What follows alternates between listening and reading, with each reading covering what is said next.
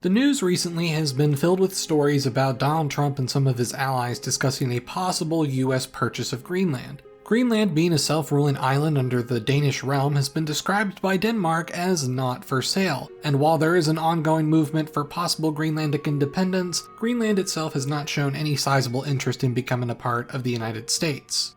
All of this rhetoric about purchasing land sounds like something out of 19th century history, mainly because nations purchasing land from other nations was a lot more common then than now.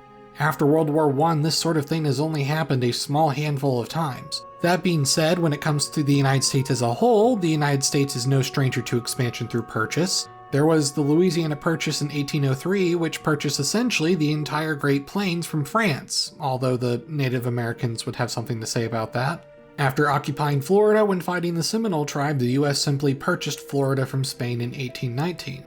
After defeating Mexico in the Mexican-American War in 1848, the US gave Mexico a sum of money to purchase the land that it would get in the Treaty of Guadalupe Hidalgo. Then after the Civil War, the US purchased Alaska from Russia in 1867. There were other purchases as well, but you get the point. But as you can imagine, there were plenty of land purchases that did not end up happening. And as it so happens, Donald Trump's offer to have the US purchase Greenland was not the first.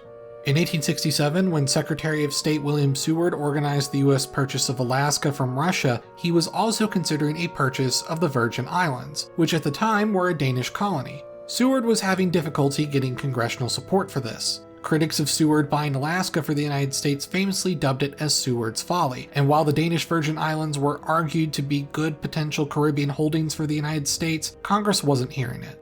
Denmark had actually agreed to sell the islands, and the people of the Danish Virgin Islands approved of it in a plebiscite, but the US did not ratify the treaty, so the sale fell through. However, Seward did not give up on the idea of one more territorial purchase.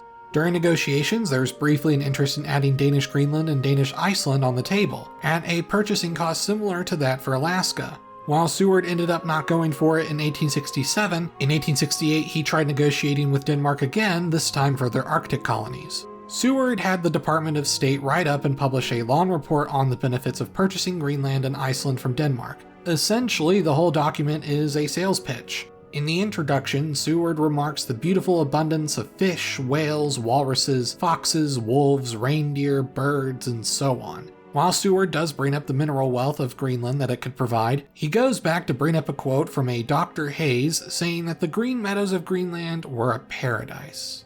Now, Greenland is very beautiful. There are meadows in Greenland that are indeed, well, green. But I do find this emphasis funny because famously the name of Greenland was an attempt by Norse explorer Eric the Red to glaze the island and convince more people to move there. So hey, I guess history loves to rhyme. Furthermore, Seward was very much a supporter of the idea that it was America's manifest destiny to eventually acquire British North America, aka Canada. Part of his desire to purchase Alaska was to, quote, flank British Canada, and with the purchase of Greenland, Canada would be flanked on 3 sides. Therefore, Canada would have no choice but to eventually join the United States.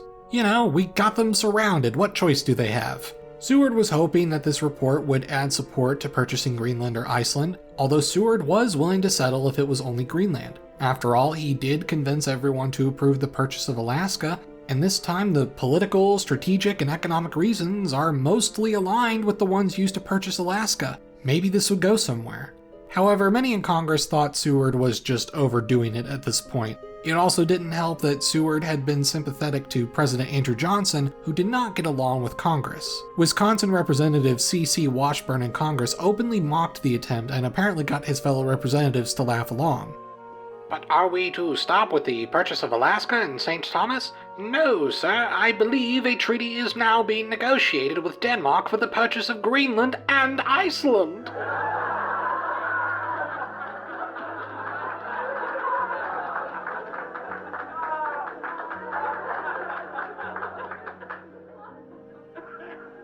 Between this and the already failed attempt to purchase the Danish Virgin Islands, Seward was ultimately never able to get this purchase attempt to go anywhere. Ironically, the US was able to purchase the Danish Virgin Islands in 1917, and this time there was a supporting viewpoint that it'd be an important station for naval forces to protect the Panama Canal. One of the agreements in purchasing the Danish Virgin Islands, though, was the US recognizing Denmark's control over the entirety of Greenland. Later in 1940, during World War II, Nazi Germany invaded Denmark. To prevent Iceland from falling into German hands, the British occupied it.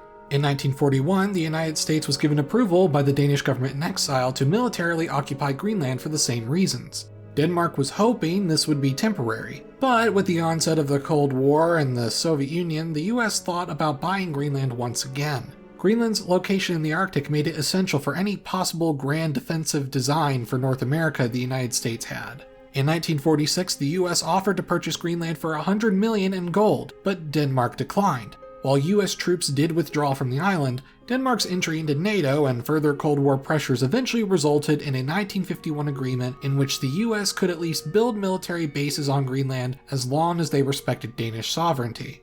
This agreement has been the status quo ever since. While Donald Trump's rhetoric to buy Greenland has brought it back into the spotlight, Denmark is still refusing to sell. Then again, it's been a crazy past decade, so I guess we'll all find out. I'm Emperor Tiger Star, and I'll see you guys next. Hey everyone, one last thing. So a long time ago, I used to have a channel where I did alternate history maps. I eventually got bored with it, and I wasn't happy with what I made, so I stopped years ago. But lately I've thought about maybe doing it again every once in a while. This time on my current second channel, where I'm also posting other side projects of mine like Twitch streams and stuff. I thought it would be fun to have you guys decide what my first topic would be. I figured with all the recent discussions about Greenland and Canada that the first one could be based around something related to the US acquiring a part of or all of Canada, or Greenland. Or maybe Canada acquires Greenland. Or Canada acquires Alaska. You know, something up there in the Arctic. In the link below is a Google form where you can select the choice you want. I'll end the poll after about a week, so be sure to vote now. And of course, subscribe to my second channel so you can see it when it eventually comes out. It's not going to be an epic masterpiece or anything, but hey, it'll be something fun to do. Thanks for watching.